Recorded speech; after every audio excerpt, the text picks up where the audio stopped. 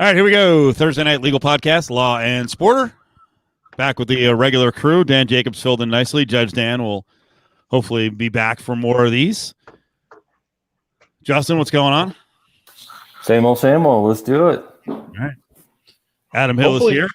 Hopefully Dan won't be back since he threatened to issue a warrant for me yesterday. Yeah, I couldn't follow that whole thread. What the hell's going on? I don't know. You started it. What do you mean you didn't follow the whole thread? You instigated the whole thing. Wait, I did? Yeah. What did I do? You said you went after me for being anti-Santa. Oh, and I got Dan a little worked up, and then Brady had to throw Adam under the bus and said, "Oh, if you think Justin's bad, you should talk to Adam." And then it spiraled from there. Oh, I didn't see that part. Okay. All right. Right? It was Brady, right, Adam? Of course. I think so, yeah. I mean, mad at me for threatening to expose the fact that there's no Santa? Like, you're really going to try to charge me with that? Try to have that hold up in a courtroom. Yeah. What's up, Mark? It's happening. What's going on, Mark? All right, couple of things.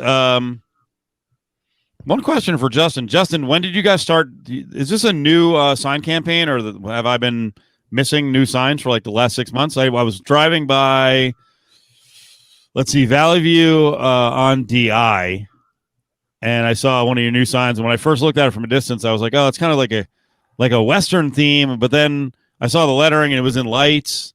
Is that new? It's new. Well, it's let's see. I think everything went up on January 25th. So okay. Yeah, 30 days. But they've been popping up throughout the valley as we go. So and there's 3 designs. Cool. Yeah. It's fancy AF, as the kids say, and for people that know, it's right above the rhino. That's how it's easy to find, Steve. You're thinking of a different one, aren't you? Above the right, you're talking about the one that's actually lit up, Adam. Oh, yeah, really? Yes. No, that's a different one. So there's 3 designs, all that were meant to be a throwback to Vegas. You know, like we wanted to pay some homage to Vegas, get a little different with our designs, not continue with the black or blue, and go a little bit different. So we had our designers come up with 3 different designs. The one at 215 in Durango, double-sided, that's actually the old design. So we'll get those changed out soon. But we just put those up, so I hate to change it so quick. But yeah, a lot of potential clients near the rhino, says Mark. So we've got one that's a neon look. That's the one that Adam is seeing above the rhino that is actually lit up. So it's real lights in the neon. Oh, it's sick, dude! It stands out so much too. And when I that's the way I go. God, it's the secret for those who don't know. Like the way to get to Westgate going north on 15 is you get off at Spring Mountain, go through that little loop-de-loop down by Rhino, and then back up onto DI and cut over to Westgate. And that's how I get over there. And last time I was going that way, I was like, oh, man, look at this thing. This is awesome. It's right there when you up around the little loop. Yep. And then we have a Western-themed one. That one will go up in real lights also down near the Spaghetti Bowl here in about 30 days. And then we've got one that I call Broadway. It's got Broadway lettering. It's red block light bulb lettering. And that one actually has one actual lit one as well. And that will be in the Spaghetti Bowl. I like to think that Justin drives around town and like scouts where the best billboard looks are. That's part of your job. It is. Yeah, that does happen. Because if you just go based on like the cut sheets that they give you on what the billboards are, sometimes you'll see like, the photo of the board they're trying to sell you, and you're like, that's a pretty tight angle. What's right in front of that board? It could be a tree or another board or a building. Like you gotta sometimes you gotta just drive them. You have to get out there and see what's up. I like it. Speaking of driving, I wanted to get your thoughts, Justin, especially former public servant and has been all over the COVID stuff, and now they're opening up. We know the VGK's got 2,600 fans. Justin's got tickets for at least one game in March. News is out on the Speedway. Speaking of driving, Mr. Scoop, Chris Matthews says 12,500 will be allowed at the Speedway for the race this next weekend. 10,000 grandstand, 2,500 in the suites, and then he goes, "It's outdoors." Thoughts? What do you want? 0?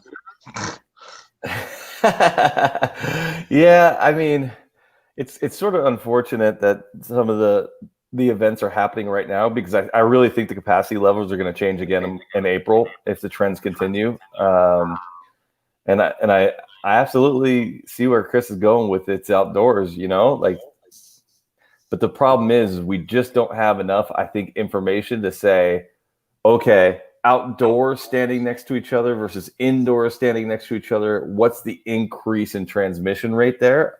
I mean, we all, know from a common sense point, not even common sense, what we've learned over the last years, we think it's highly unlikely that the transmission rate's the same, obviously. Outdoors it is indoors. But what's the difference? I don't know that there's any comprehensive study on what that is, because the transmission rate outdoors isn't 0. Clearly. No, but Justin, I think you're even missing the point here, because this is the point with all of these things. People are fucking assholes. That's the problem with this thing. So it's not how many people are going to be sitting in the stands, right? If you were going to say, hey, everybody's going to go and sit in the stands and stay there, we could probably get like 50%. Yeah. But nobody's going to the stands. They're all going to congregate at the concession lines and in the bathroom and all these other spots. And when they're supposed to be in their assigned area, they're going to squeeze together and sit by each other where they're not supposed to. That's the problem. So, like, when all these people get mad at these things, this is why I get so infuriated. When all these people get mad at these things, it's because you can't do the actual rules that are in place. And that's why it can't be those levels. Yeah, I don't disagree with you. And just like, keep your mask on, stay with your group. I was up in Bryan Head skiing, and all they say, like, all they ask when you're in the line for the lift is put your mask on, right? And if you were to go to Bryan Head on any given Saturday during the winter, outside of COVID, 50% of the people will be wearing face masks because it's freaking cold, right? So they all would have their ski masks on. But now, because we're supposed to wear the mask in line on the lift, everybody has their mask down, has their gaiter down, and then has to be told by the lift guy, mask up. And they go, oh, yeah, mask, get on lift, flip it down, right? Like, they have to be told. I don't get it. Like, it's warmer. It's freaking 15 degrees out. The mask is helpful, like, it's frustrating. I hear you, Adam. If people just fucking follow the rules, then we could open up a lot more. We could do a lot more, but I don't know. Maybe it's human nature. Just want to be rule breakers. Yeah. It drives me nuts. It goes back to, like, when things really first opened. Was it like in last May or maybe early June, whatever it was? And we hadn't had anything for like 2 months. And I was over at a friend's house, and him and his other friend, who are hardcore, hoaxers and Trumpsters and whatever they are like, we're all adults. Get that you could get sick, but everybody can handle their business and everybody can take care of themselves. And if you just let us out, we'd all take care of it. And then they heard that a bar was open, and like, oh, let's go check it out. And then they get there, and it's like, oh, the bar's open. You can sit over here and over here. And it was like they were doing a really good job of trying to keep people separate. And they like lost it on the servers. And I was like, this is why things aren't open. Do you not understand? Can you not comprehend that you are the problem? Like, how do you not understand? And it's been going on like that forever. And it just drives me nuts that the people that are the most angry about it are the people that can't follow the rules. It's my own little tangent. Yeah, and I understand the argument of, listen, there's a risk of death every day. If I want to risk being sick myself, then that's on me, and I can face that myself. But the reality is with the kind of transmission rate and the numbers that we have when we're at our peaks and we're going in the hospitals, there's no elective surgeries. There's no, some of the mandatory surgeries you're putting out there. The bottom line is you're taking healthcare away from a whole bunch of people by acting recklessly. We know that people are getting less screening for cardiac problems and cancer problems because they're putting off their doctor visits until everything sort of dies down. And if you're taking up a bed, you're taking away healthcare in theory in a lot of places in the major metropolitan areas where we hit 100% capacity on some of these hospitals. Where up in Reno, Renown was putting COVID patients in their freaking parking garage. That's real. That's where they put the beds. It's more harmful than just the harm that's being done to you. It's not just your risk; it's everybody else's risk. But that's my only fucking COVID soapbox. Yeah, that's it. We're done for tonight. Except that we do want to cover one more time the Oklahoma bathroom fight, and we've got some other legal insiders who were talking about it today. So we'll get to that in a couple minutes. But here's the thing. Oklahoma ain't the only place that bathroom fights are going down. Adam Hill tells me that he went to the bathroom recently. We won't say where it was or rhyme with, but he goes to the bathroom recently, and there's some old guy who decides to start doing a lecture in the bathroom, comes off as a COVID hoaxer, and apparently Adam couldn't resist and had to say something to the gentleman. So, Adam, what happened? Why I don't the know lack of restraint? I don't know what you're talking about, Steve. I was trying to pursue a story for the newspaper. Like, that's all it was. I don't know why why I had to say something. No, what? So I almost slipped and just said where it was because it was related to the radio show. I tried to run to the bathroom real quickly. I went into the restroom, and there's a guy holding court at the where everybody washes their hands at the front. And I'm like, as soon as I see this, I'm like, this isn't good. It's an older gentleman. He's got a bunch of older gentlemen around him. They're the type of people, Steve, as you've worked in the business before, the type of people that just never leave the sports book. And like you can just tell, like, okay, these guys never leave the sports book. And they were sitting up there, and the guy, I have to do this because it relates to the story, but the guy's he's got one of these masks on. Like, yeah, it's really helping. You're covering like your lip barely. And he's telling these people, don't get the vaccine. You can't get it. I know 4 people that got it. I personally only know 4 people that got it. 3 of them still got the virus, and 1 of them died from the vaccine. And I'm like, okay. And I'm just letting it go. Like, all right, whatever. And I'm sitting there, using the restroom. I'm getting ready to go up to the front, and he just is not stopping. He's going on about it, like, do not get it. Whatever you do, don't get it. And I'm like, okay, man. So I'm going to let it go, but I finally just go up to the guy. I'm like, hey, sir, I actually I work for the newspaper. I would love to tell this story. I would love to talk about these people that still got sick and the one that died from getting the vaccine. I'd love to put it out there. So I'm just going to need their names so I can go, make sure I check this out and talk to them and get the story. And he's like, well, I don't actually know them. And I'm like, well, you said you only know 4 people that got it. And if you know them, like, how can I get in touch with them? I'd like to tell their story. And he's like, well, I kind of know them, and I heard about them. And I'm like, okay, so what you're saying is you don't know any of these people that got it, right? You don't know anybody that's actually happened to. It didn't happen. And he was like, well, no, I heard about it. It happened. And I was like, okay. I was like, I appreciate if you just stop telling these guys lies. Like, if you don't want to get it, don't get it. That's fine. Don't lie to other people, and don't spread this nonsense around. And I was ready to go, and he pulled the same thing everybody else does, which is he's like, hey, listen, I'm going to do everything I can to take care of myself. I'm an adult. I don't need people telling me what to do. I don't need people telling me I can go this place and not this place, and then I have to get a vaccine. And I was like, sir, you're not doing everything you have to do. Your mask isn't covering your fucking nose. It's barely covering your mouth. And then he was like getting all upset. I was like, I'm out. I just had to leave. I didn't want to punch an old man, but I really wanted to. Like, this is the dangerous shit of like spreading nonsense that's not true and putting it out and telling other people, and then they're telling other people. Like, just stop this. You don't know anybody that died from it. You also don't know people. It is possible still to get sick after you get the vaccine, but you don't know the people, and you don't only know 4 people that got it, and 3 of them have gotten sick, and 1 of them has died. That's just fucking idiocy. So it drove me nuts. That was the problem. I just love seeing your face right there because every once in a while I'll get so worked up about something. They used to say this to me in the legislature. You're like, if I was presenting a bill and somebody was questioning my bill, or if I thought somebody was pulling some bullshit on a bill, they'd be like, dude, Justin, you went in like lawyer mode. I just saw Adam's face when he goes into journalist mode where he's like, okay, wait. So wait, this is what you're saying? You said, okay, what? Oh, okay.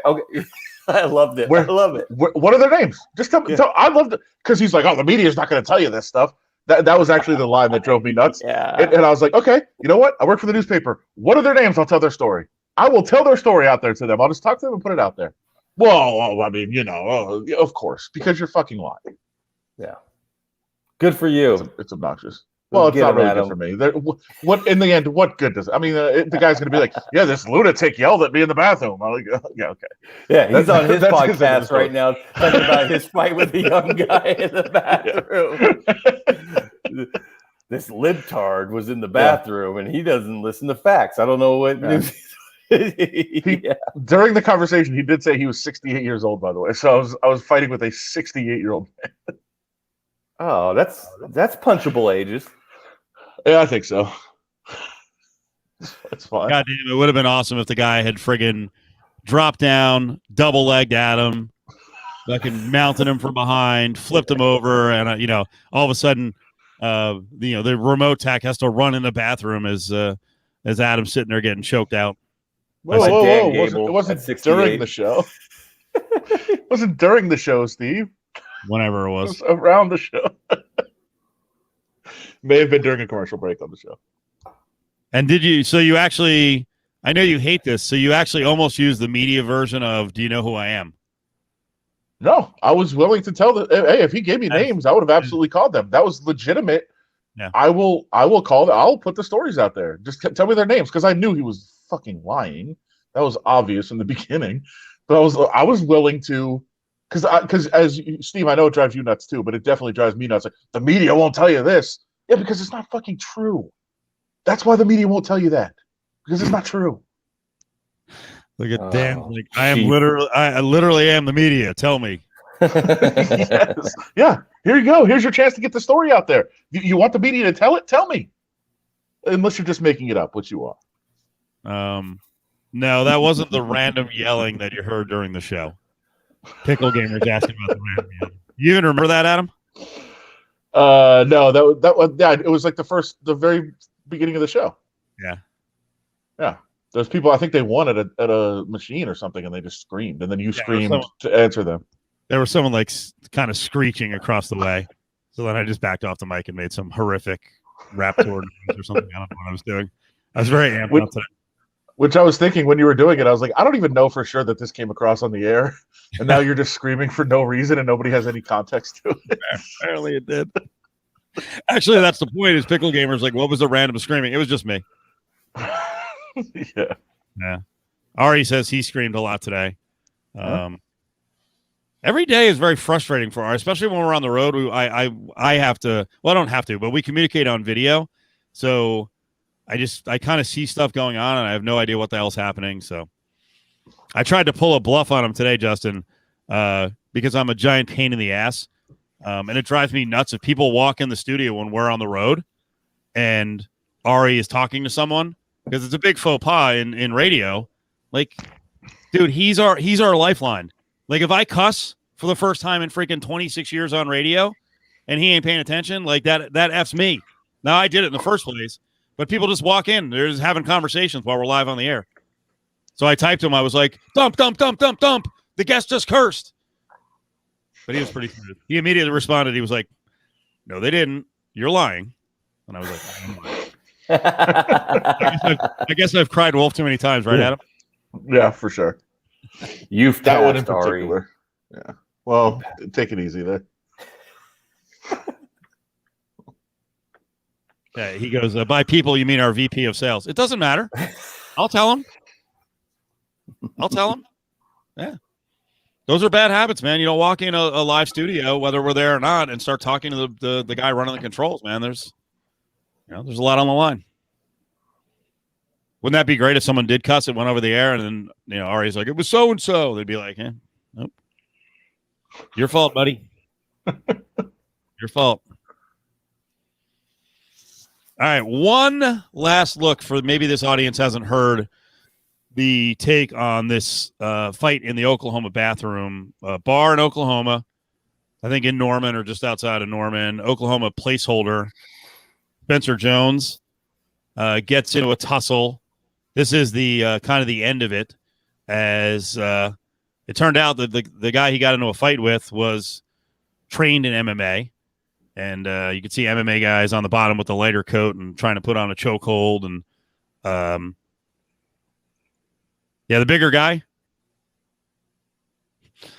sort of in the hooks, he got his face broken, right? Well, this is Dan Lust, who's actually helped us out before when our guy Justin's on the road or on vacation, can't do our spot, and it's like twice a year.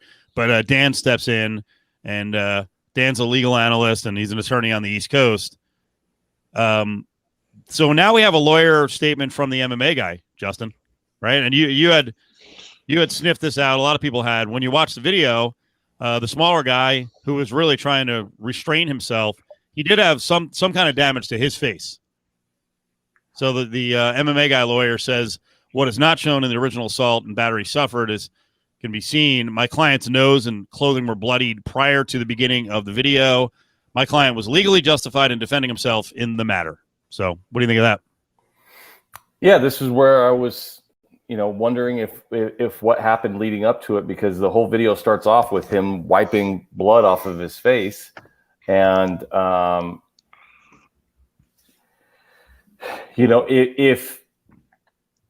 if obviously the other side, there's two individuals on the other side. One appears to be sort of a peacekeeper, and the other one seems to be the person who was in the altercation. If the person involved in the altercation started it was the original assailant, well, then the smaller MMA guy has the right to defend himself. And Oklahoma, being a stand your ground state, he does not have to flee.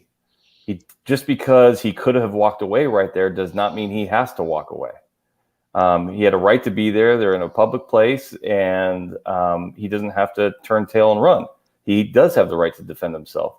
And so if the other person was actually attempting to be a peacekeeper, but was getting in the way of the MMA fighter's right to defend himself, was getting in the way of that exercise of that right, then he is on the side of the assailants, and he's not justified in being there. So, I mean, it's sort of a tricky situation, and ultimately comes down to, like, what would a jury think is reasonable or unreasonable if the MMA guy does not tell any story in which the guy he beat up ever touched him. I think he's probably going to get charged with assault. If that guy just literally saw a fight, came in and was like, hey, why don't you leave? I got this guy. Like, everybody just leave. And he gets punched. I don't think that a jury's going to be on your side on that if you're the MMA guy. But if he's friends with the other guy, and the other guy started something with him, and he was there encouraging it, allowing it to happen, after it happened, starts talking shit to try to, further demean this kid, then I think the MMA person will not be charged. So, sorry, without knowing names, it's hard to describe this altercation, but you guys get what I'm saying. Yeah. Is there, depending, I mean, all the scenarios you just laid out, is there a responsibility to stop at some point? Like, if you're dominating a fight to the point where, and now it's getting ridiculous, like, is there a line where you're like, all right, now you got to stop, even if you're justified, knock it off? Like the follow-up punches on the ground from the second guy, those didn't seem necessary. So yeah, absolutely. There's a point at which you have to stop. That your right to defend yourself has gone beyond reasonableness. You get to subject your assailant with the same or slightly elevated force by which you were threatened with. So if it's a total fist fight, we talked about this in the air yesterday, that, like, I think that point happens when the guy's out or down and not getting up. Either one of the two. You knock him out, you don't follow up with the punches. if you get him down to the ground and he stops defending himself and just lays there, it's over. Any punches past that, kicks or any other assaults past that, I think are beyond the spot of reasonableness. Actually, the main characters in this fight, I don't think they went beyond, because when he got his back taken there and the guy was trying to throw in his cowboy hooks because he had his big old cowboy boots on, he was taking punches from the other dude. So I mean, yep. They were landing. He bloodied them again. So they weren't insignificant. But to your point, the guys in the background, the other two that were tussling, that dude looked like if he wasn't out, he was damn close to being knocked out. Right. And does the standard change based on level of training? No, I don't think so.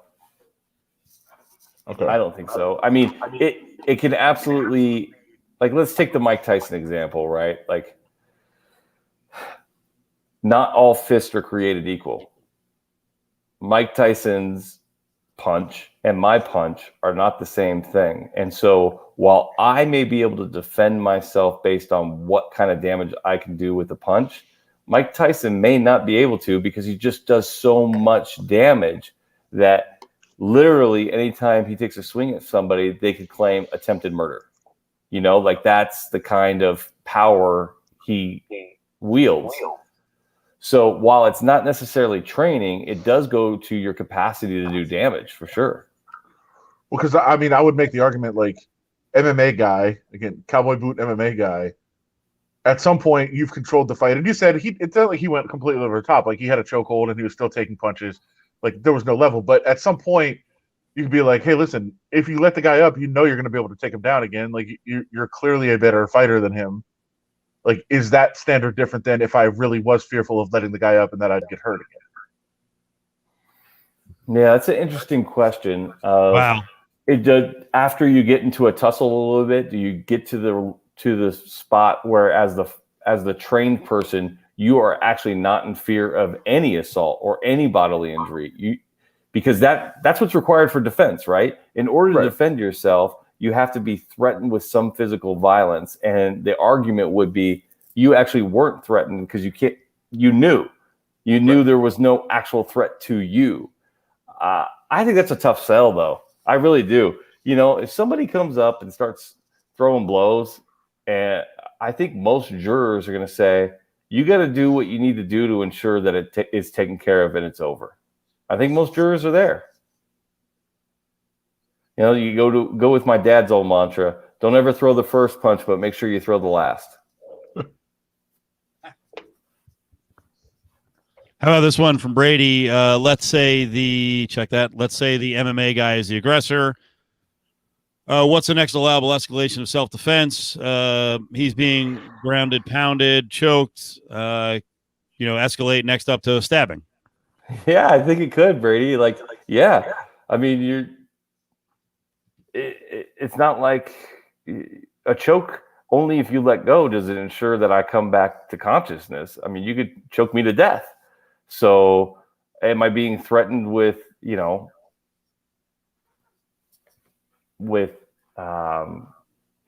violent, with grievous bodily harm that could result in death? I think the answer could be yes, although his chokehold was never really like that. But yeah, I think at the point at which they're throwing in hooks and choking and breaking orbital bones and that, do you get to use a weapon? I think the answer is yes.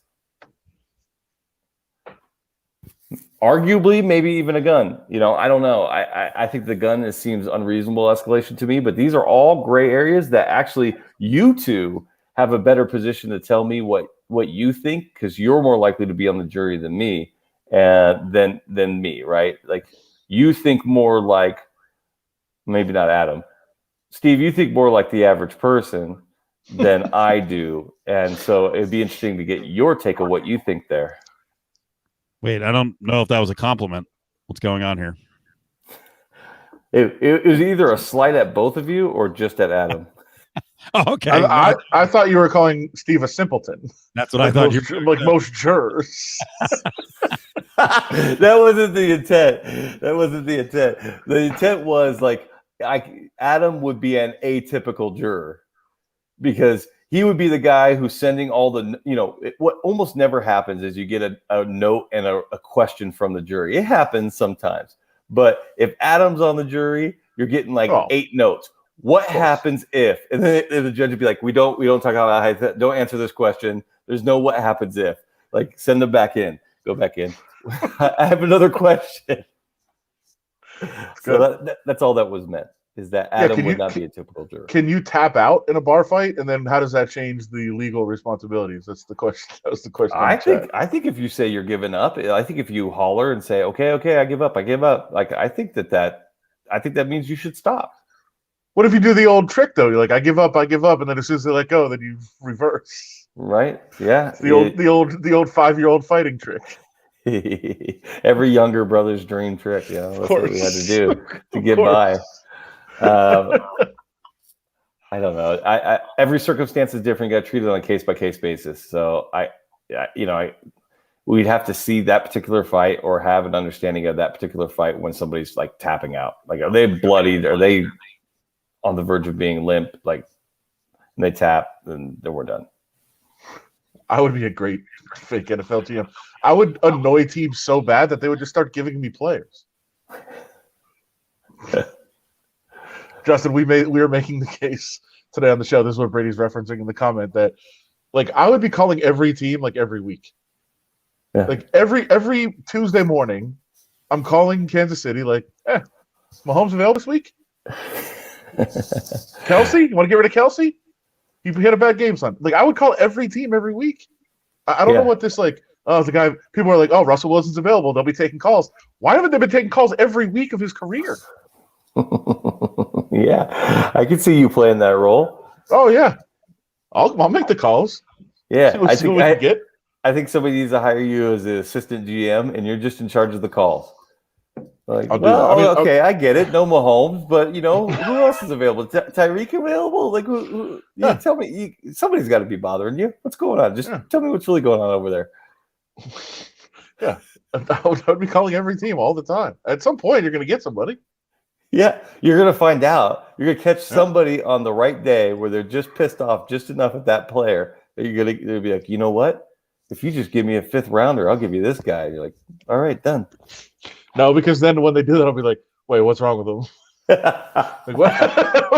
What you never pull off the trade because as soon as they want to trade them, you don't want them anymore. What about this guy? Hold on. Maybe we'll talk about somebody different. It'd be great. I did say, I think I've told the jury duty story on here before though, but yeah, I was probably a questionable juror, and especially when our paper started covering the trial that I was a juror. It didn't go well. He was very upset.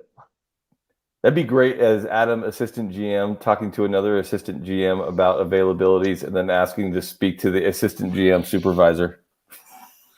Yeah. Or I don't think you're speaking with any authority here. Can I talk to your supervisor? And to Cameron's point, last year with the virtual drafts, I'd be so pissed. The Zoom shuts down. I'm like, all right, this is ridiculous. We got to get back online. What's going on? Oh, that's true. I would do that.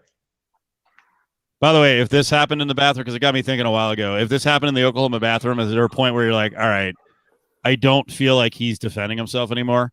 This guy was a complete scumbag, but this is a classic moment from wrestling that I really enjoyed, if it'll actually pop up here.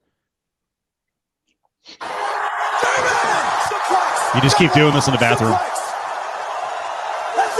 Can you imagine the football player? Just, all right. Keep going for a ride, buddy. That's 3. Steve Austin doesn't jump into any of these. No. His body's clearly controlled. What's he supposed to do? It's 5. Go for 6. Go for 7. The champion's out of it. Look at how worried Vince is. The referee asking the champion if he wants to stop it. That would have been a great tap out by Stone Cold. Enough. 7 suplexes, man. I can't take it anymore. That in a bathroom would be awesome. Also, if Benoit's mad at me, I'm just letting him do whatever he wants to do.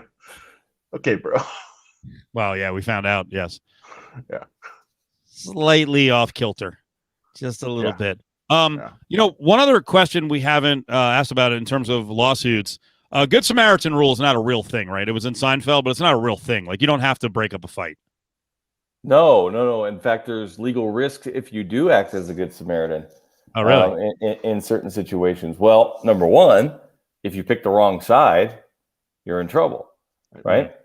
Number two, if you choose to become a good Samaritan and attempt to save somebody from peril when you didn't have any obligation to do so in the first place, once you make that decision, you have to do so negligent free, right? Like, once you make that decision, you can't do it wrong. Oh, wow. So, like, let's say there's a car flipped over, right? Yeah, Yep. and I want to pull the guy out, and I pull him out like the wrong way, scrape him a bunch of broken glass, and snap his spine, and he's paralyzed. Then I could be held liable for what I did to him. So that'll be my smart ass / like good legal answer. Every time I see someone on social media who is like, man, people these days put down the camera and help. I'm like, man, actually, I'm not supposed to. Well, no, that's not the that's not the takeaway from here either. That's Steve. how I would be on a jury there, Jacobs. Common sense. We get right to the conclusion. God damn it. And I'll say this: there are many states and locales that do provide good Samaritan legal immunity to encourage people to help out. If you were Spencer Jones, the football player, should that attorney try to roll in the guy who had a beer in his hand and stepped over them? Because I was thinking, like, hey, dude, you could have helped. You step over him, you're like, okay, whatever. Dude, there's like the whole room could have helped, right? They were all sitting there, like they're all watching. Yeah, they're all watching. Everybody has their phones out. They're all zooming in, and yeah. Could they all be cited for mask violations? I don't know. I'm sure Oklahoma doesn't have any mask rules. Pat on the back. I've actually never seen someone get dropped trying to break up a fight. That's kind of interesting. Really? Oh, I have. Yeah. Really? Oh, yeah. Dropped? Yeah. At a football game. Was it you? No, hell no. Okay. Got to keep your head on a swivel, baby. You don't know what's going on. No, I've never been knocked out in a fight. I got knocked out once in wrestling. I took a knee to the dome. Oh, really? Yeah. But I've never been knocked out in a fight. I was fine. I still won the match. Wow, got knocked out and won the match? Yeah. By disqualification? No. I got knocked. I was going in for a single. He tried to get out of it. It wasn't dirty. His knee caught me just right. I went boom, limp. But he was in a defensive position because he thought I was in on his legs. So he was kind of spun out and got some distance, and I kind of came to a little bit, and the ref stopped it. And then I got to gather my wits a little bit. Nice. Yeah. So another story, Justin, we covered yesterday, but there's a follow-up on it. But I want to give this audience a quick hit on it. Masai Ujiri, the Raptors president, who supposedly got violent with a member of the Alameda County Sheriff's Department. I think yesterday on the air I said Oakland Police Department, so sorry to Oakland. And the story went on for like a year and a half where, hey, they had no problem smearing Ujiri, saying he was a violent guy. Meanwhile, they had video and they saw exactly what had happened. This thing all ended about a month ago. Lawsuits dropped on both sides, but Ujiri's come out and said, you know what? I want to be part of the fix to this, because there are a lot of people who don't just move on in life like Masai Ujiri. There are a lot of people who are saddled with this for a long time, if not life. It can ruin their lives when law enforcement kind of plays fast and loose, having the video and dragging someone through the process. It can really ruin someone. So we talked yesterday about like what can be done from here, and Ujiri is a high profile enough guy to maybe make some changes. Yeah, I mean, I think it's, as I said yesterday on the air, I was really impressed with his interview. I'm really impressed with the way he's handled himself during this process. And here at the end, he certainly didn't need to drop his lawsuit. He had Alameda County. He had that officer in the crosshairs, he could have really done a lot of damage there had he maintained his lawsuits and actually doubled down on them rather than hold back on them. Because now, after the video camera footage, the body cam footage came out, he had more claims, not less, right? He had intentional claims and defamation claims. He had them dead to rights, and he chose to. The way I read his words is he chose to be constructive about it. He wanted to maintain his peace of mind about it. He was happy it was done, but he was going to use this experience to ensure that, to do what he could to help this from happening to other people and much worse, not just, getting a name smeared, but having their livelihood taken away, their life taken away. So yeah, there's a lot of different things that can be done to correct this. I saw, let's see, maybe it was a story you sent to me, Steve, about the Aurora Police Department in Colorado. One of the things that they're looking to do is to create a watchdog organization to ensure that the police don't violate civil liberties, and that they don't lie, and they don't turn off body cams, and they don't, plant evidence, and just don't. They need a watch group that's created by the community, not by old cops, right? They can't have cops watching cops. That's one. Two is the criminal justice system needs to get reformed in a way that discourages this sort of behavior.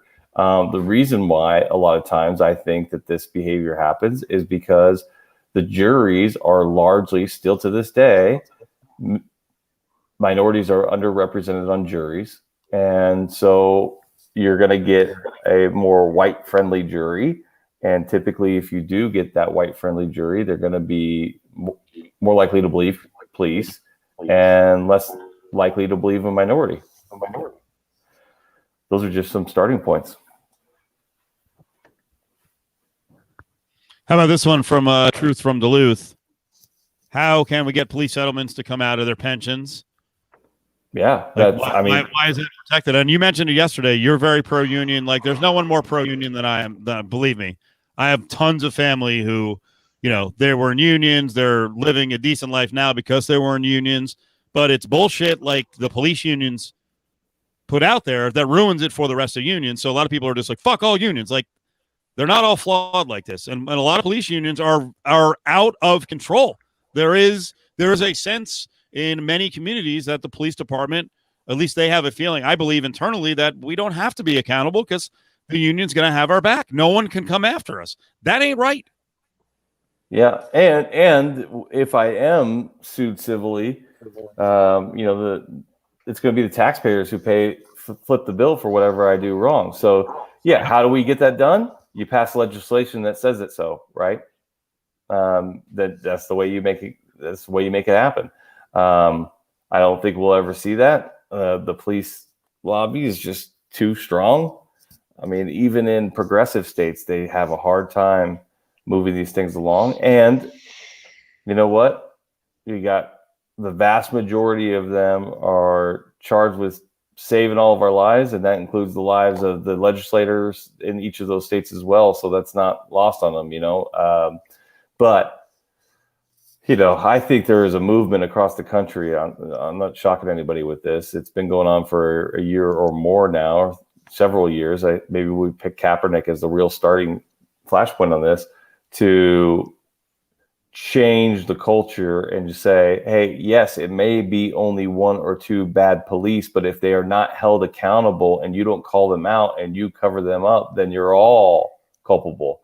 And we need to weed them out, and we can't allow this system of cover up and defending each other to persist and continue. So, not in Nevada, they don't.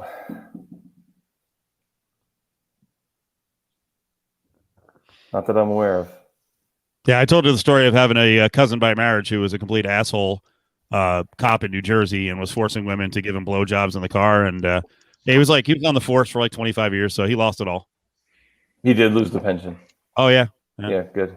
So my actual cousin got completely fucked in the process. So Her and her Yeah. kid, obviously, now they've got this dickhead who can't even support them.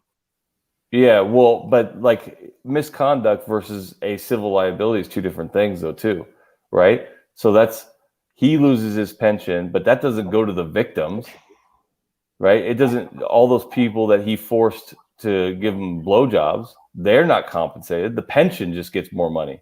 All the other officers just get more money, except for him. It doesn't reward. It doesn't rectify the wrong. Lovely. Yep. And believe me, this is the next powder keg coming up, right? Mm-hmm. With George Floyd and these guys. I mean, we all know how it's going to end. So Have some hope. Have some hope. Or is there no reason to have hope?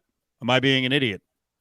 Justin? the hope has pretty much been beaten out of me in these cases. So I have a little hope.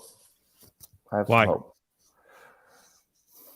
I think that the fact that we've been having these conversations now for a year or more, several different years, I think your jury pool is more knowledgeable about the abuses that go on, and I think we're just getting closer to getting fairer results. I don't think everybody just believes cops because they're cops anymore, or I think the rules of credibility are changing. All right, how about this one? We got a couple of local legislators trying to work on some things. I thought this was interesting. First up, we've got Illinois legislator aims to prohibit sales of, quote, all violent video games. oh god, It seems to be a bit overreaching, and then who gets to make the decision on what is a violent video game? Steve, can you check the date? The date on this story has to be like 1998, right? I almost believed you. I was like, oh shit, did I grab it? No, it's February 24th. Oh my I get god. it. I get the joke. So what do you think, Justin? No, I don't think there's any chance for something like this to pass.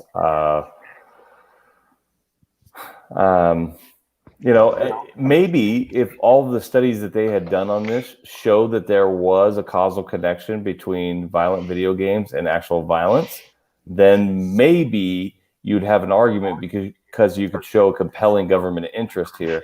But the reality is the only studies that have been commissioned on this point find the opposite or no effect at all. There's been two major studies. One says there's no evidence one way or the other. And the other major study says for the hardcore gamers that do it all the time, it is more of an outlet of their violent tendencies, and they are less violent in the real world than the other way around. I mean, and I don't even think we need to commission any new studies on this. I mean, the study that I want to see is, let's see what Facebook, I was going to say Fox News. This is exactly where I was going, Tom, is let's do a study on the violent tendencies of boomers and Fox News viewership.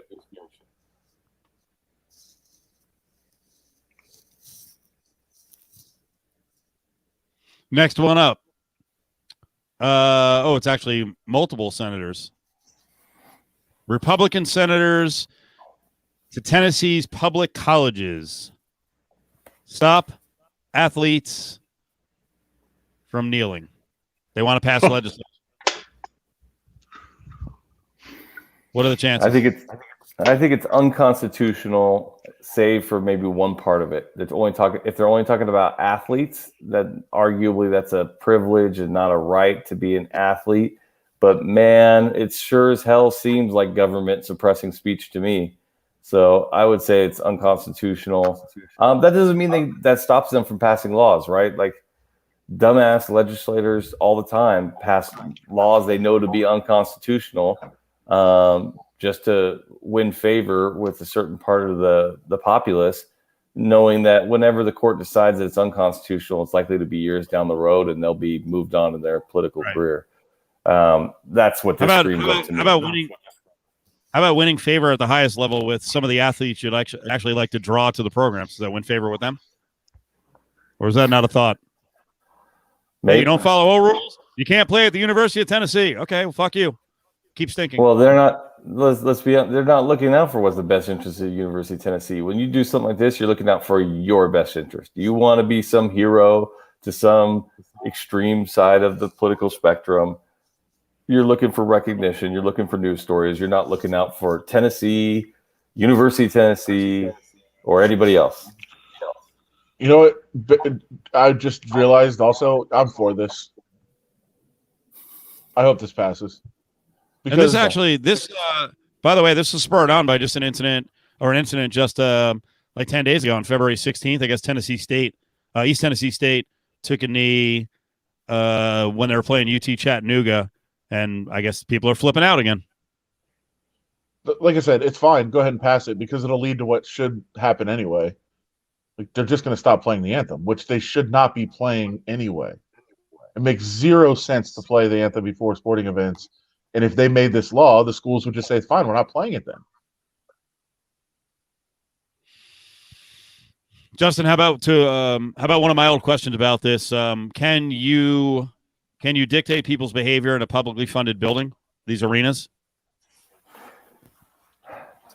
I think that the answer is yes, you can, so long as the public building owner isn't discriminating against the private use of that building based on that speech. So, like, hey, if the schools here want to rent the school out for a church, and the church has rules on how you will behave in church, and you violate those rules and they kick you out, that's cool. So long as the school rents it out to other types of churches and anybody and any other public church or non-church or religious or non-religious sect, then that's fine.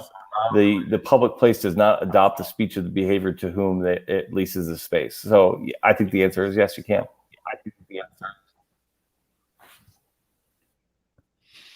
Adam, anything else? You awake? You're losing it? You good? I think I'm just, that is a subject that has always thrown me off about. I still just can't figure out why we're doing it. Like it would eliminate so many conversations and so many of these nonsense public disputes, and this kind of political grandstanding, which it absolutely is political grandstanding. It would eliminate it. Just, we're not playing it anymore, and especially in empty arenas. What are we doing? Yeah, Brady, I think it would be legal to enforce this at a private institution. Yeah, you could make your own rules. Like if BYU said you'll stand for the anthem, or if you don't, then it's a violation of our code of conduct, our honor code. They get to do that. They have all kinds of shit in their honor code that, like, pretty extreme stuff for me to live by. I'll just tell you that. And they get to do that. They're a private institution, sure. Ryan Carl says the NFL has more legal grounds to ban kneeling because of the employee issue. Agreed. Yeah.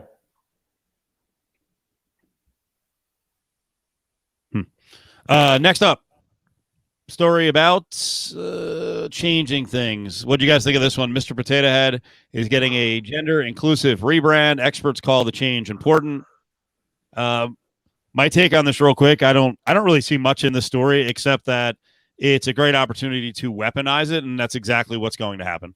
So the Marjorie Taylor Greene, whatever her name is, like her, in her case, she's going to love a story like this because she's already acting like a fucking dorm chick in the offices in Washington, hanging up signs and battling, the public servant across the way. So to me, this is more of this. This is more about the fact that it's just another one of those things like, everyone's offended today.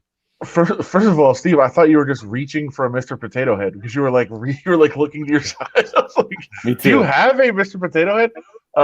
My biggest issue with this is it's been a long time since I was a kid and had one. I always thought Mr. Potato Head was genderless. I thought it was just a potato, and then you dressed him up as either a guy or a girl based on whatever you wanted to do. Like, I thought they are genderless. I thought that was the whole point. Are they changing the name to Potato Head? That's Potato Head. That's what it is. All it is a name change because they've always. I think they added the option of making it Mrs. Potato Head, and I guess they sold it as Mrs. Potato Head, and you had female features. So I guess now the original Potato Head will not be a Mr. or Mrs.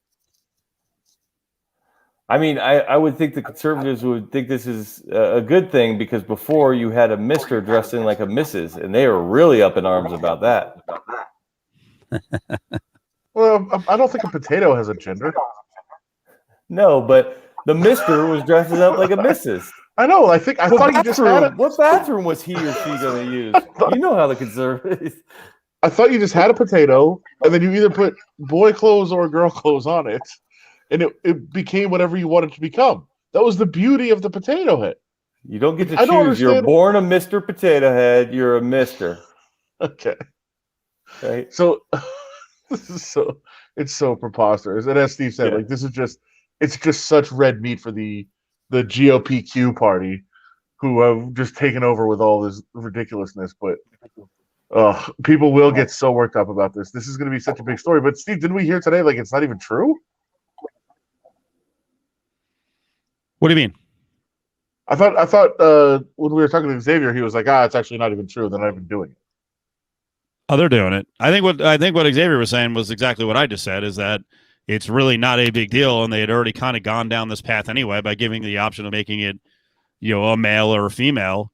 So now it's just being thrown out there as, something that can divide. Not by Hasbro, but I'm kind of stunned it's still a thing. that it's Like still a toy. kids are still playing with such a low tech toy as Mr. Potato Head. Do your daughters have a potato head?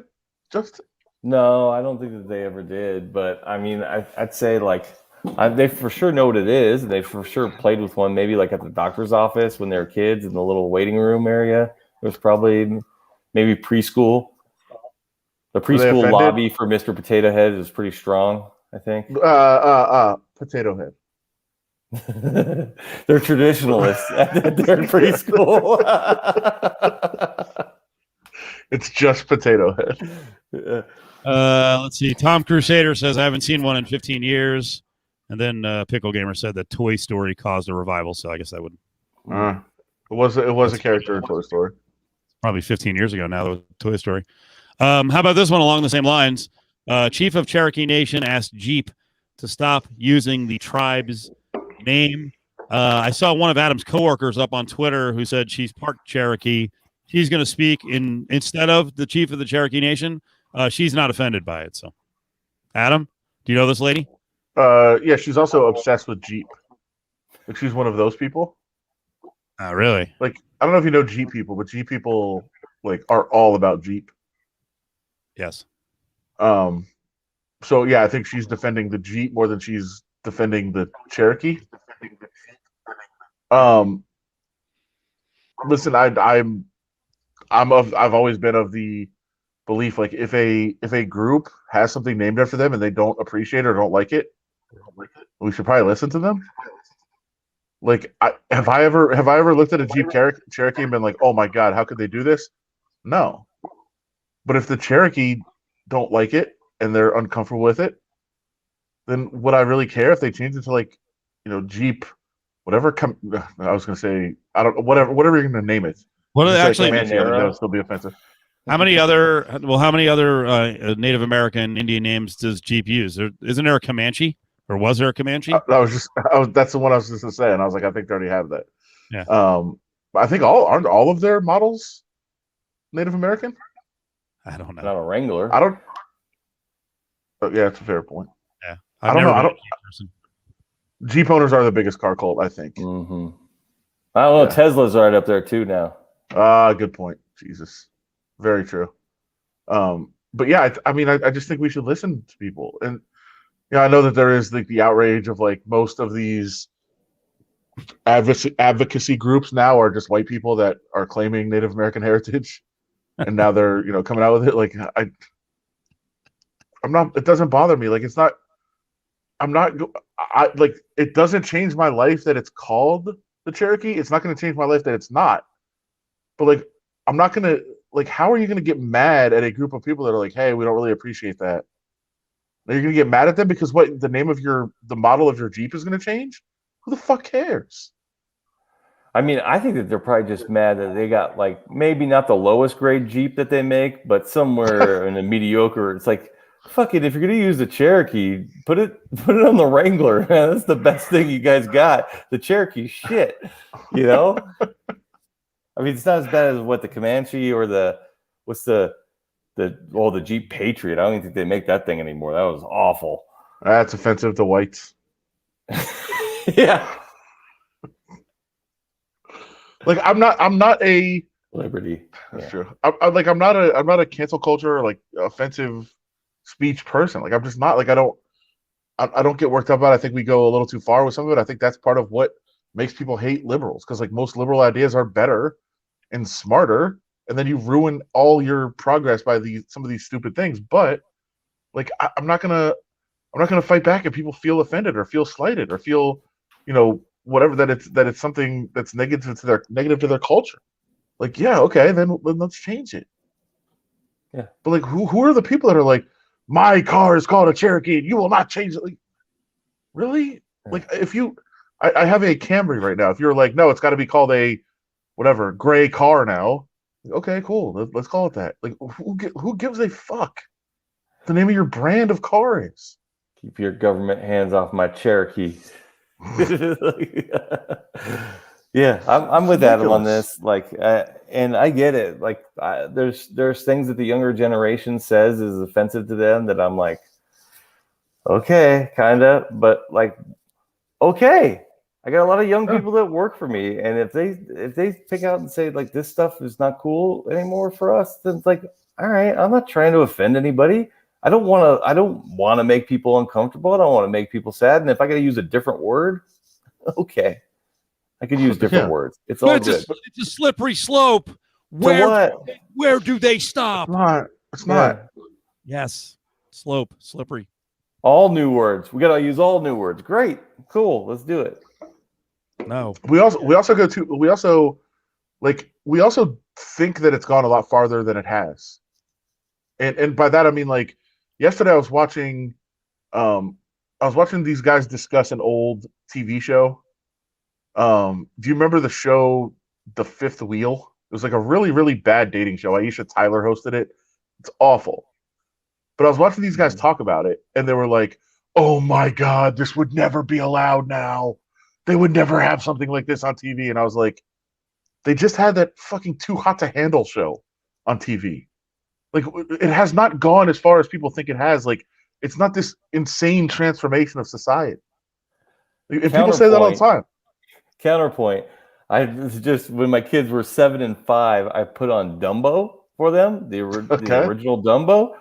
There's smoking and drugs and hallucinations all in that cartoon, dude. It is not appropriate for 5-year-old consumption. Right. But we probably shouldn't have had those things. Like that's good progress. Yeah, no, I'm just saying some things have changed pretty good. Sure, they have, but like you hear people say all the time, "This would never be allowed today." Really? I see plenty of things that I still like. I still think are funny, and like I am all about offensive humor. Like that's kind of my genre. That's my alley. That's what I watch. I love that. I was watching John Boy, right? But like, and there was them. They were like, "This would never be allowed on television," and then they actually realized, like, oh yeah, maybe it would be. But like, I think things are funny that are offensive. That's really the only things that really get me are like super offensive things. So like, I'm not one of like, oh my God, how can you cancel this? Like, I think people should be offended if they want to see offensive humor. All those things are true, but like, we also can take it out of some things if it's super over the top and people are hurt by it or aggrieved by it. Like, it's okay to take it away so that they don't have to see it. Like, I'm fine with that, and I can still seek it out myself. Yeah, I wonder what internal discussions, if any, happened between Jeep and the Cherokee Nation, or if they just went straight to press release. Because I just see a lot of opportunities there for Jeep. You know, I think they could really turn it into something positive. Connor? To come in with a good name, you know, have people participate in coming up with a new name, new merch, I think they could really make it work into something positive. But it doesn't seem like they've made any sort of statements on it. Did you see anything, No. Steve? No. Yeah, Yeah, we'll have to look it up. On the warning label on certain shows, because Disney started doing that. Disney just rolled out Muppets. the Muppets, and like every third episode has a warning. And so we got 3 episodes in. We were watching, myself and the SO, and it said, there's some offensive stuff in this one. And I think it was a joke about fortune cookies with regard to an Asian. Like, I think that was the only thing I caught. But I'm looking forward to watching the rest of them and see how offensive it's going to be. So those two. Looking back now, those 2 fucking jerk offs up on the balcony, my God, that's offensive. Okay. I'm kidding. I listen, when that came out, I was a kid. It was like 1977, so I didn't know what was going on. If the writing on those jokes by those 2 old guys upstairs, it actually is hilarious. I kind of always related to those guys. Exactly. Well, that's what it is. They're just 2 smartasses just annihilating the performers downstairs. It's really good. I think Jay Lawrence is asking. I think episode 8 they got real hardcore. Yeah, they just started. No, I don't think that happened. So. It was full Archie Bunker. Yes, they got out of control. Oh, there you go. Statler and Waldorf. Yeah, named after the hotels. My bad. Is there a Statler Hotel? Is that right? Johnny Cash in one of the episodes sings in front of a Confederate flag. I did see Confederate flag was one of the warnings. That's interesting. All right. So last couple of stories, Justin. Follow up on the Tiger Woods story. So, Adam, you were saying, we keep hearing repeatedly, hey, this is a really dangerous area. Is there something legally there for if there's that many crashes in that area? Go ahead, Adam. Yeah, so I was making the point that the officer who was the first to come upon the vehicle to come and help Tiger Woods, and he's the one that said, hey, he was lucid. We were having a conversation. He said, hey, I patrol that stretch of road. It's incredibly dangerous. There's crashes there all the time. So I'm like, at some point, are you like, okay, so who's responsible for not making sure this is safer? Because yes, it's the driver error because usually it's because people are speeding through there. It's where Hawthorne goes from being just like a straight main road all the way up from the airport all the way down to this area and then into a residential like hilly neighborhood where it just gets kind of really curvy after you've been on a straight line for the last like 10 miles. But it clearly gets dangerous, and it's usually because people are going, as he said, he routinely sees people entering this area like 80 miles an hour when it's a 45 and dangerous. So it is operator error, it's driver error. But at some point, like, is somebody responsible for saying, like, oh, if there's a lot of accidents on this stretch of road, maybe we should fix it, or the city or county or whoever is responsible for it could be liable for people that are getting in accidents there. Yeah, they could be, but I think that in most situations, they're going to have to show some level of gross negligence, which is a really high standard to meet. And there's going to be some situations in which you literally can't make it any safer. And if people aren't going to, especially on hillsides, right? If you're going up into the hills in California, the road's got to follow the contour of the mountain. You can only do so much. Right. So, I mean, all you could do is warning signs to tell people what it's like, and if they ignore them, they ignore them. That's a little callous to say, but you can't make the roads bulletproof. You just can't, because actually, absent like maybe autonomous vehicles where driver error is taken out of it, if we ever get to that level, I know the stories think we're a lot closer than we are, but we're not in a good position when there's weather on the roads for autonomous handling. So I think we got a little ways to go still. But as long as there's people driving cars, there's going to be drivers making errors and ignoring signs. It's like your first example on the COVID people. Everybody thinks that the rules only apply to other people and not them, and they drive recklessly. Yeah, Adam. What's people wanting the government to solve all their problems? Learn how to drive. Fair. I mean, it's just when you see a officer come out and be like, I see accidents there all the time. You're like, okay, well, shouldn't we address this? I'm with you. Like, it should be the driver. Like, you should always know where you are. You should always be aware. I'm sure there are signs there that tell you, hey, this road changes. But it's like, the Hawthorne, for those that aren't really in LA much, for that stretch before you get to this area is like, I don't know, driving on Eastern. It's like a very main road with just stores and shops and everything all up and down. And then all of a sudden it becomes this like neighborhood curvy hillside, which you're right. I mean, you can't really do much about it, but when you see the cop come out and be like, yeah, I see things here all the time, you would think that there's probably an issue with the roadway.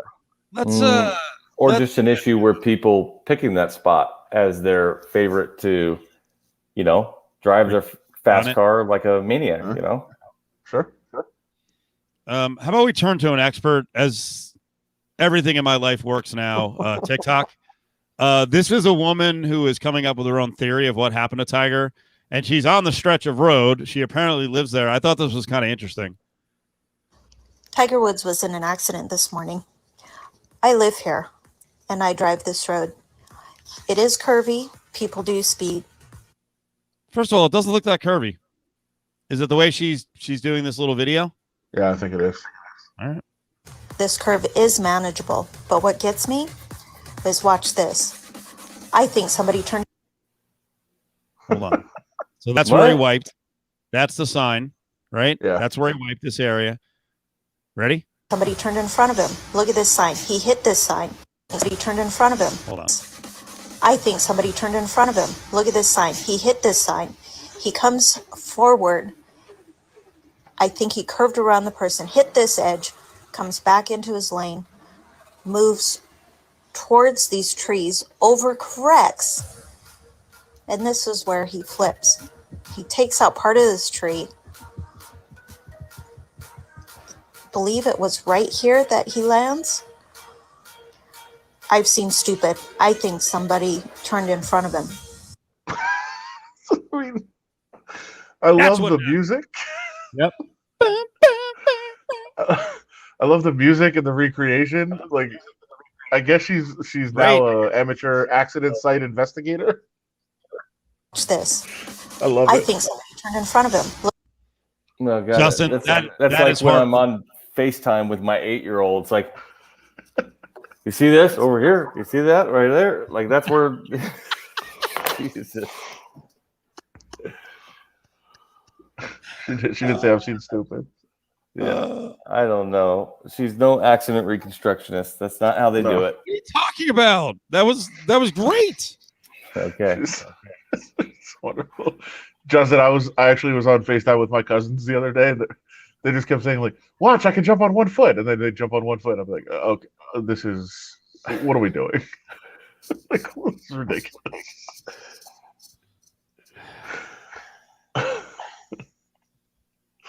So now you perfect. guys are acting like Statler and Waldorf. I thought she was very convincing. I literally said that was based on me. So, of course, I mean, it's not surprising. I mean, but I mean, in this case, let's say she was right. Like, we'll never know, unless Tiger's like, "Yeah, somebody turned in front of me." I guess, but I don't think he'll remember necessarily. I don't know. They didn't say anything about head injuries. Yeah, but I mean, when something like that happens, though, like so quickly, it'd be real tough to remember details. I would imagine. I don't know. I've never been in that situation. I'm just speculating, like this crazy lady. Yeah, I drove this road. I live here, so I'm now an accident reconstructionist. So let me tell you all about that. What happened?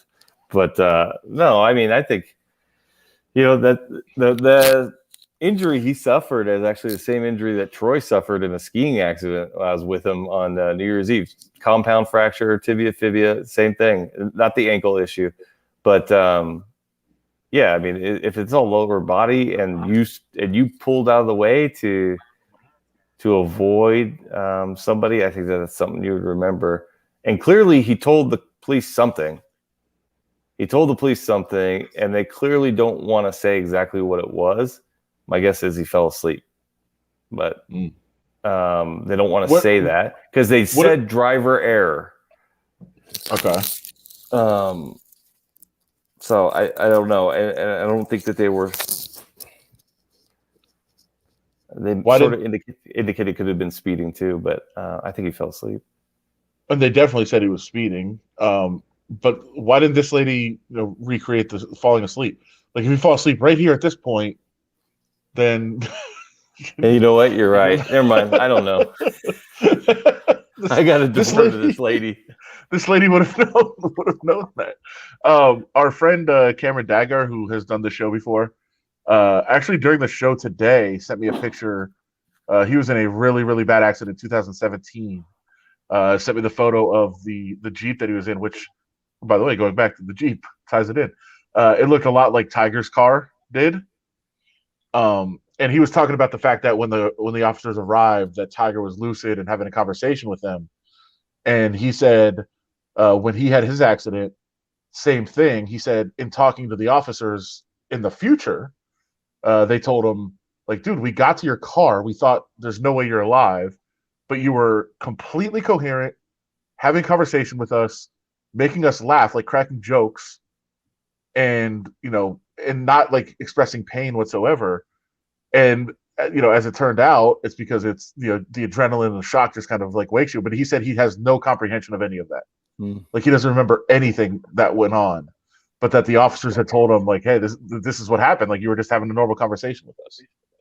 So I think it's just a weird time, when something like this happens, that just your body reacts very weirdly.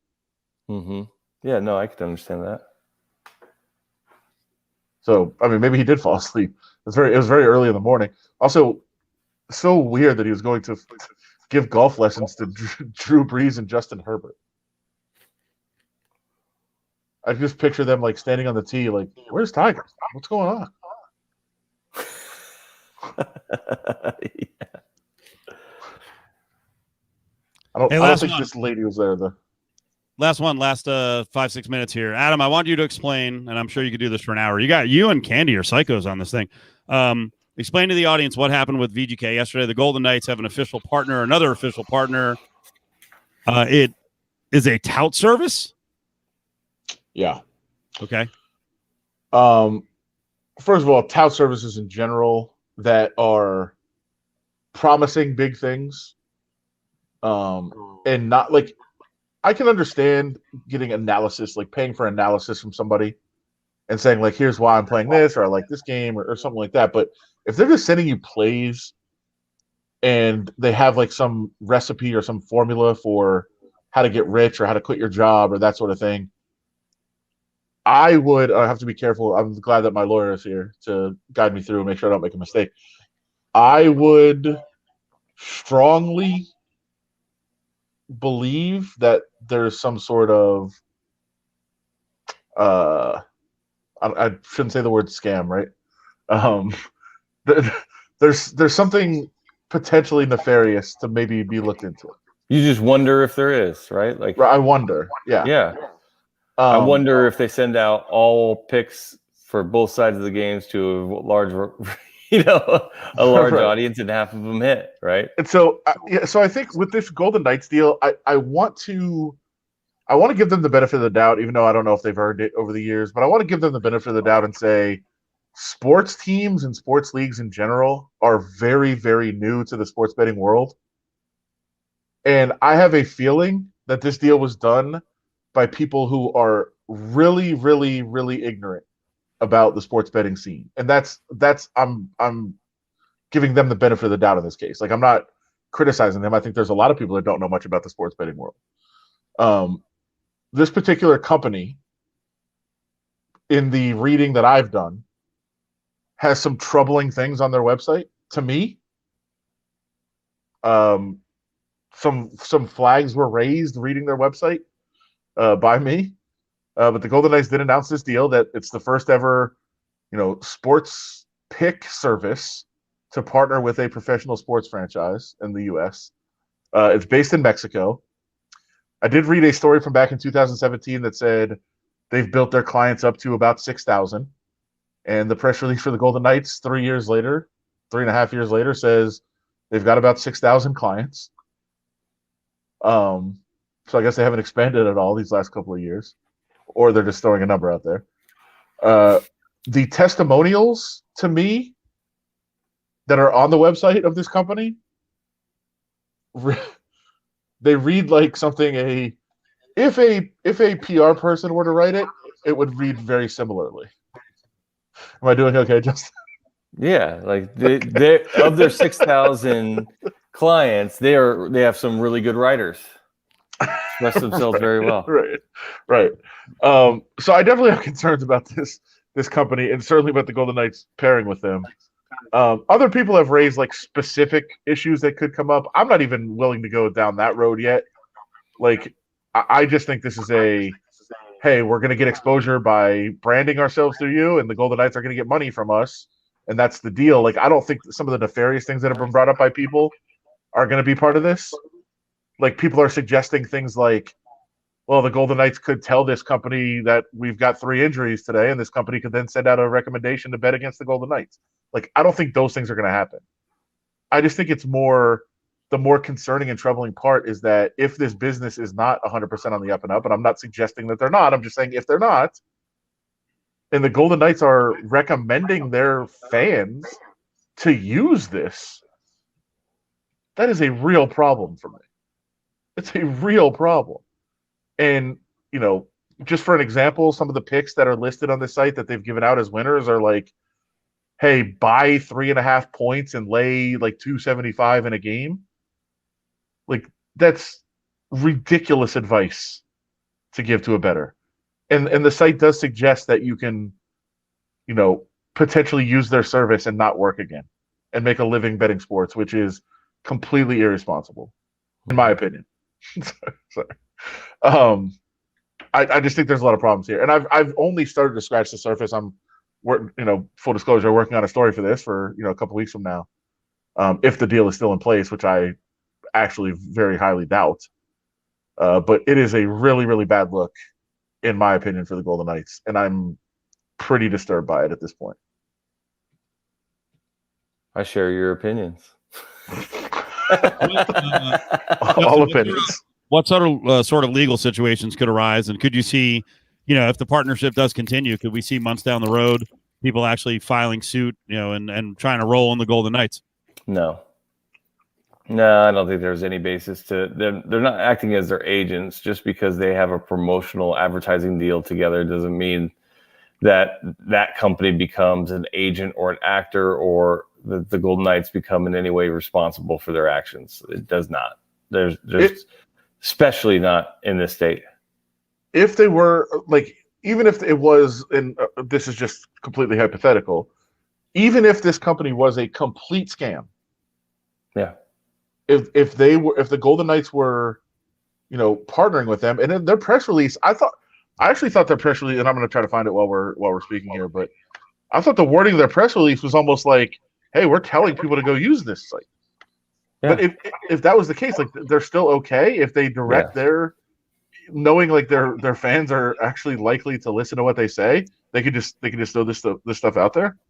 Yeah, I think so. I don't think there's going to be any basis to hold them responsible for doing an advertising deal. I mean, I've never heard of that.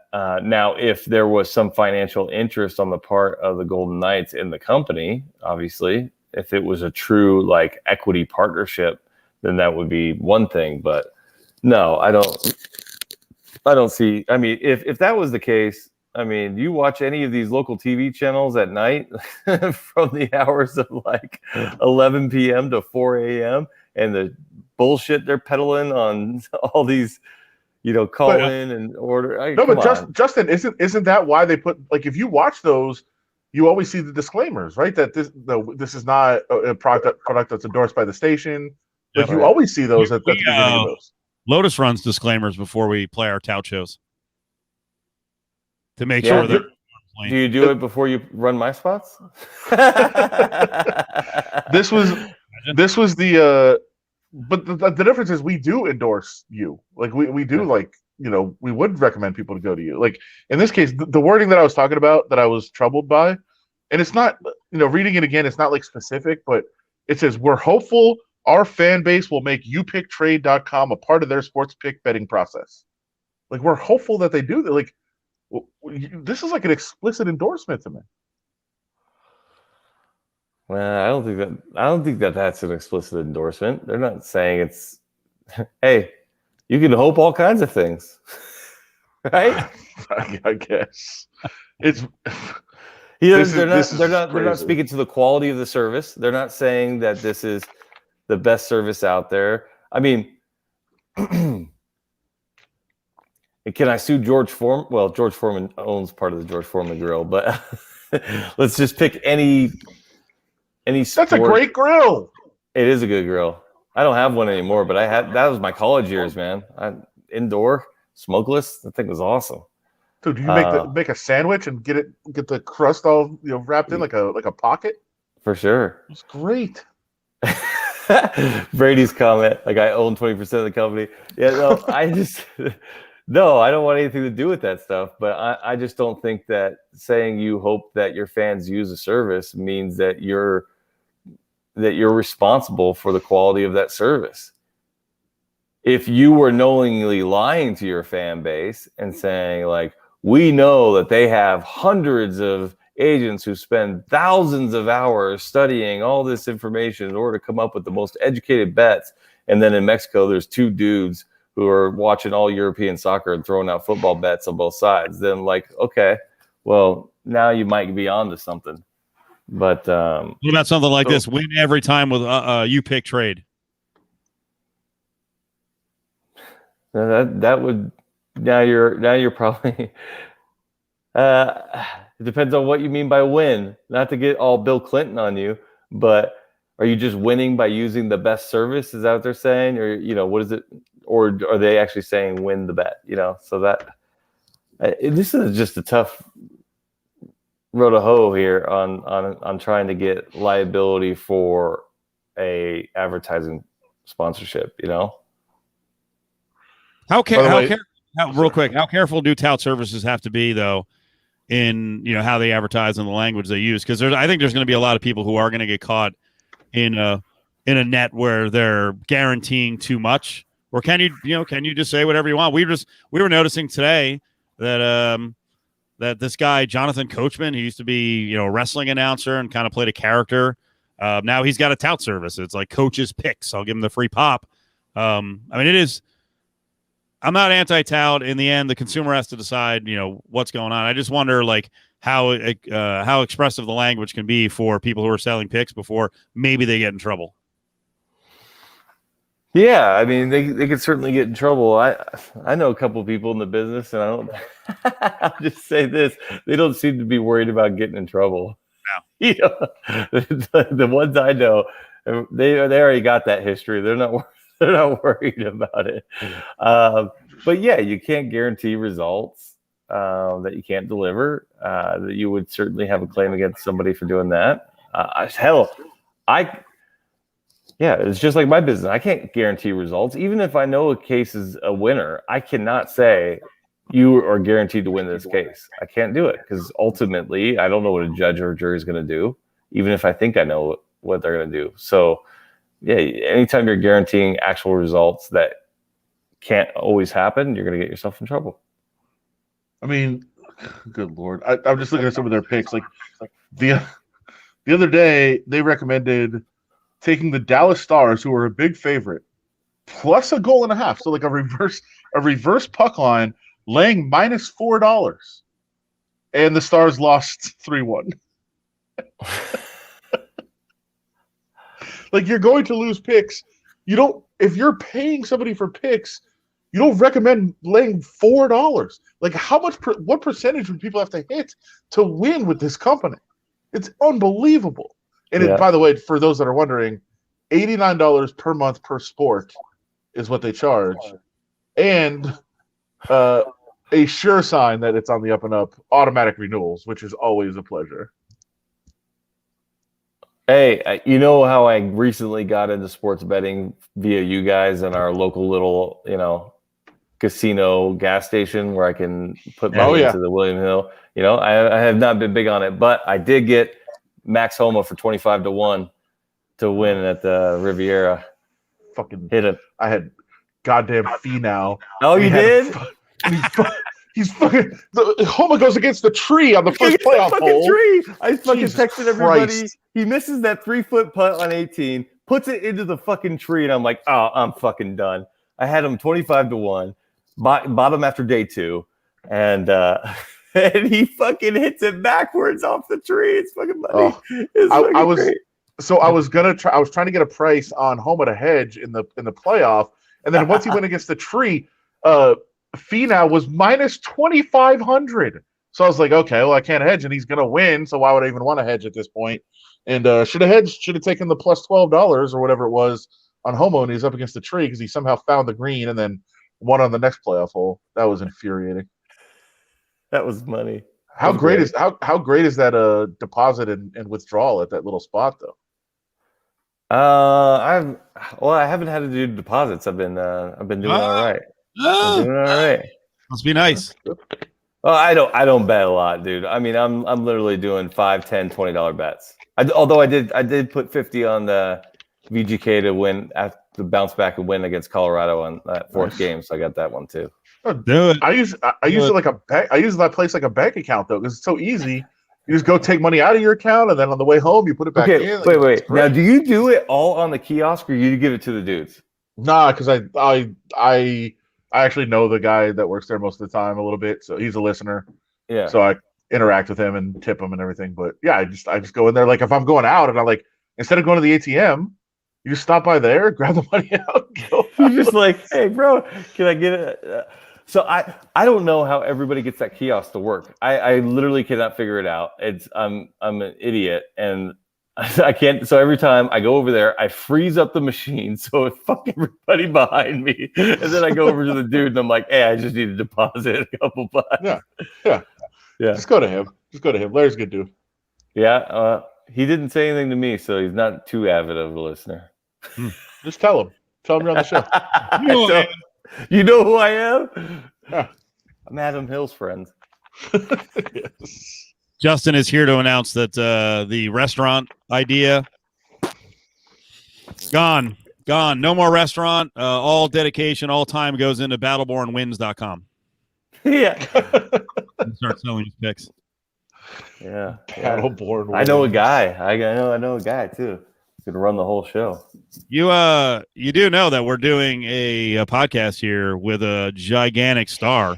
Adam reached out to someone to do an interview, and they were like, "Of course, I know who you are." Oh yeah, who was it? Oh, that was not. I mean, that's ridiculous, though. It's a good one because you think you're nothing, and you just assume that you've made no mark in life, and that everyone forgets you, and then you were like surprised that someone was like, "Oh yeah, Adam, I know who you are." No, but it's somebody from my high school. It's not like like a superstar of the world. You called up your high school baseball coach, who also happened to coach Drew Robinson. Drew Robinson. Yeah. And like you were all like, "Hey, it's Adam Hill from the paper," and what'd your coach say? No, I went with the very professional, like, "Hey, Coach Whitaker, this is Adam Hill from the Review Journal. Just hoping to get a few minutes with you." And he's like, "Whoa, the Adam Hill actually talking?" Like, I was like, "Wait, what?" Like, I'm not gonna. But yeah, it's a. And he actually told me that he loves listening to the show. Loves Steve also, and that it was something he listened to every day with pride, saying, "Hey, so Silverado alum is on the air doing good things." So it was very cool of him. It'd be cool if my father said that to me one goddamn time. All these years on radio. Only comment my father ever made about work was he's like, when I was doing the MMA blog on Yahoo, I would just get annihilated by the commenters. He's like, "They are so funny. They're great. They kill you." All right. Thanks, Dad. There you go. That's the fucking funniest thing you've said since I got to know you. And by the way, he's the nice one. Oh shit! I'm not going to mention my mother again because she's been watching these, and I got a rash of shit like 2 months ago. So I'm kidding. Okay, I'm kidding. You're both great people. All right. Yes, it very much. Believe me, it does. Ryan Carlhill. All right, that'll wrap it. Did you want to give? Someone was asking about the restaurant stuff. You want to just keep that tight? I'm working on it. Final, like we're crossing T's and dotting I's. Yeah, we'll get there. And what about Battleborn picks? Oh yeah, we're ready to get started on that. We'll get them operating out of the podcast room, and whenever we're not using it, they're dialing right into the mics. They're just hitting up, calling. All right. Don't worry about it. All right. Don't worry about it. That I wish my brother a happy birthday the other day. Don't mind your own business. Okay. Mind your own business.